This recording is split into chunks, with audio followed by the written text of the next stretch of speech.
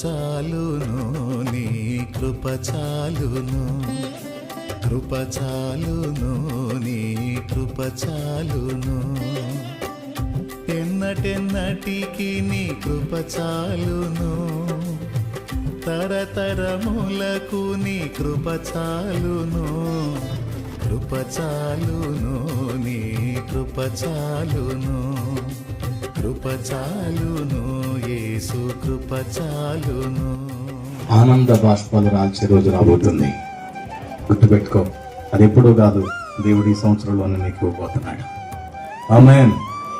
మనుషులందరూ అవమానపరిచినా సరే, వ్యతిరేకించినా సరే, నా అనుకున్న వాళ్ళు నైవంచన చేసినా సరే, నువ్వు మాత్రం ఆయన తలంపుల్లో ఉన్నావు, ఆయన ఓటుల్లో ఉన్నావు, ఆయన ఆలోచనలో ఉన్నావు, ఆయన హృదయంలో నీకు స్థలం ఉంది కనుక నువ్వు దాని గురించి బాధపడవాకు.